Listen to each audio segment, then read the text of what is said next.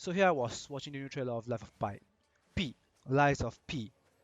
God, the name always eludes me. So yeah, it had all these cool looking automatons. They really piqued my interest. However, what really intrigued me was the Souls-like combat. After watching the trailer and felt an itch on the game, my friend suddenly told me about this Steelrising game. I mean, he said it was made by the people that make Gridfall, and I mean, I've never played it, but seems to like it, so wouldn't be so bad. And since it's a Souls-like set in France with automatons, I was immediately sold on it. So then I went to the Steam store page and checked the records. Holy moly, that's the minimum requirements? Nah, that can't be real. I mean, I only have a teeny weeny 1650 Super, man. What am I supposed to do with it? But I thought, what the heck? How bad can it be? It's a Souls game. I just want to play a Souls game, right? So yeah, I bought it. Bye bye, 203 ringgit. Yes, I bought the Bestie edition. Cause why not? It looked fun, and it seems worth it for the price. It's not that crazy of an amount, not like some people are complaining it to be. Alright, it's downloaded.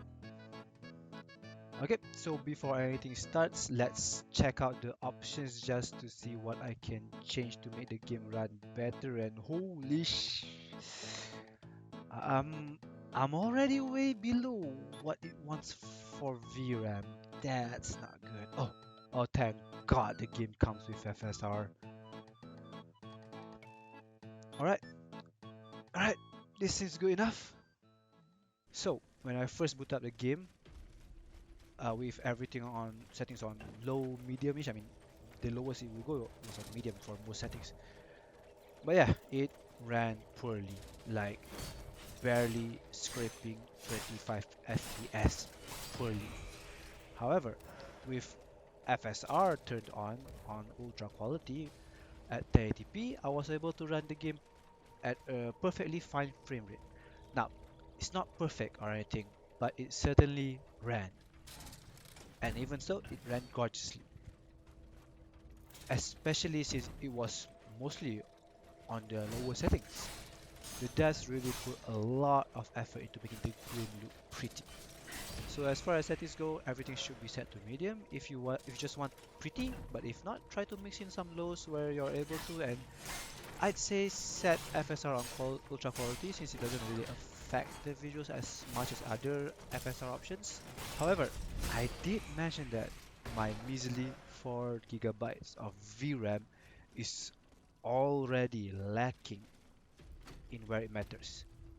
So be aware that it will be a common occurrence that textures will load slowly. It happens a lot in cutscenes, which might pull you out, but honestly, it's not the be all and end all of things, so don't put too much thought in it. There are also areas that are dense with foliage that will harm your frame, so be aware of that, but it's not by a lot, just that you'll notice it and it's gonna be a little bit jarring at times. And there are also some parts where the frames just starts chugging and it's kind of inconsistent, but I'm not sure because it's a simple quit to the main menu and continuing the game seems to fix it. So I have a suspicion that it might be on my end, but I can't say for sure just yet. But yeah, it's just a little nuisance. Alright, so let's just talk about the game itself. Yeah? Is the game itself good? Yes, the gameplay is super fun and varied, and the amount of weapons you get to play around with is a lot. The elements are fun to unlock and use, although some are more useful than others.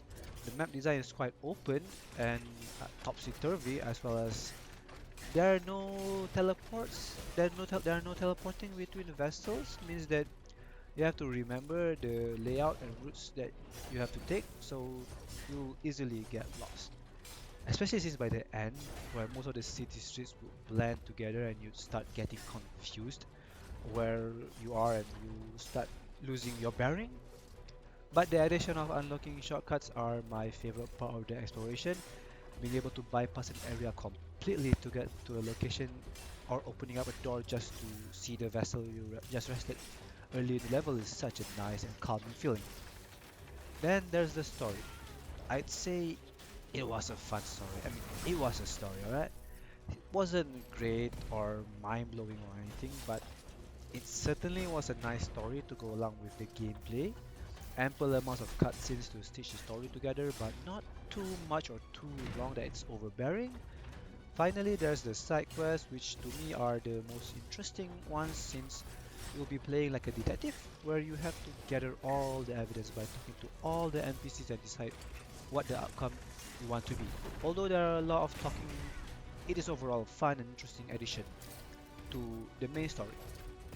As well as ultimately it will affect the ending that you get, so there's that for replayability, and if you care about getting the best ending, you have to go through all the side quests. So yeah, overall, even if the game's recommended hardware is quite high, the game will run just fine on a budget setup, especially since it comes with FSR.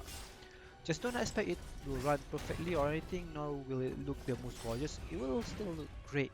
Just don't expect it to look gorgeous or anything.